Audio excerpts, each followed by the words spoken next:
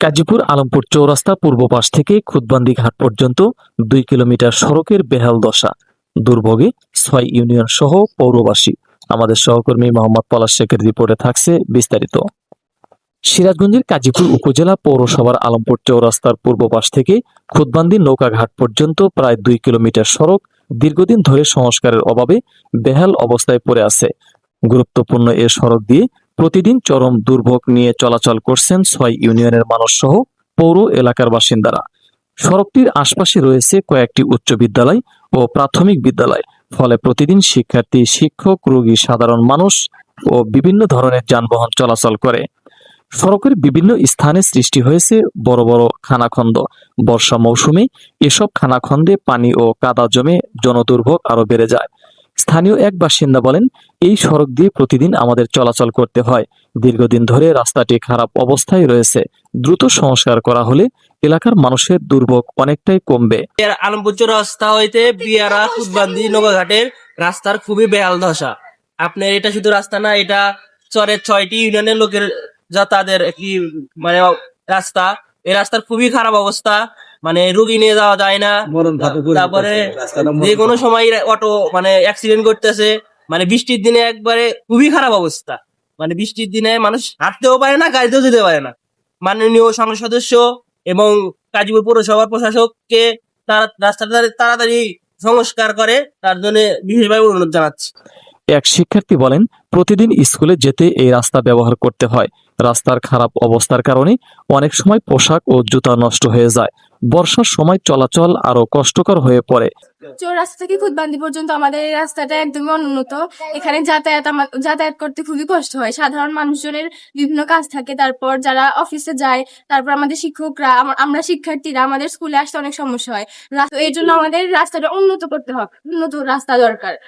তাই জন্য আমরা এই রাস্তার সংস্কার চাচ্ছি। এক শিক্ষক বলেন, এ সড়ক দিয়ে কয়েকটি শিক্ষা প্রতিষ্ঠানের শিক্ষক, শিক্ষার্থী সহ সাধারণ মানুষ যাতায়াত করেন। সড়কটি দ্রুত সংস্কার করা হলে শিক্ষার্থীদের পাশাপাশি এলাকার মানুষের দুর্ভোগও কমবে।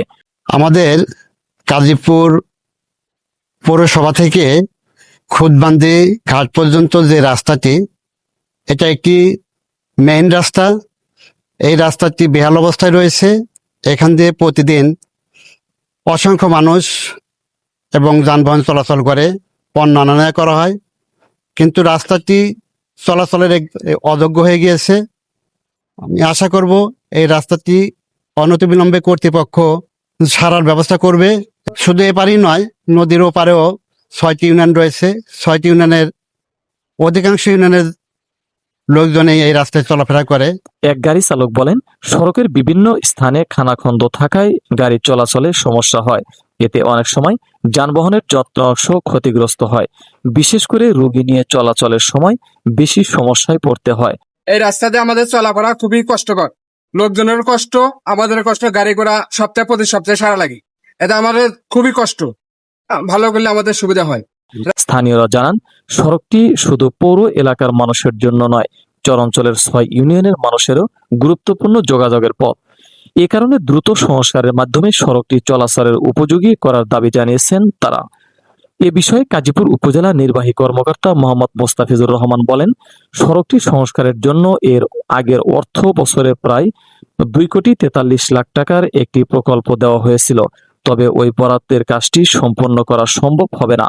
বর্তমানে প্রকল্পের বরাদ্দ বাড়িয়ে 4 কোটি টাকারও বেশি করা হয়েছে। আশা করি 1 মাসের মধ্যে টেন্ডার হয়ে আসবে। এরপর প্রয়োজনীয় প্রক্রিয়া শেষে সংস্কার কাজ শুরু করা হবে। ধন্যবাদ আপনাকে। আপনি আমাদের আলমপুর থেকে খুতবান্দি ঘাট পর্যন্ত সড়কটির কথা জানতে চেয়েছেন।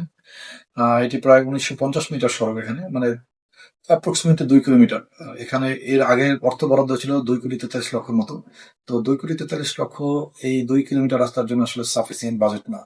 তো রাস্তার কিছু একটা অংশ হলে আর বাকি অংশটা যদি অসম্পূর্ণ থাকতো, তখন মানুষের রিয়াকশনও ভালো হতো না, এবং মানুষ পুরো ওই যে ধরেন 2 কোটি টাকারই ব্যবহার যোগ্যভাবে করা যেত না।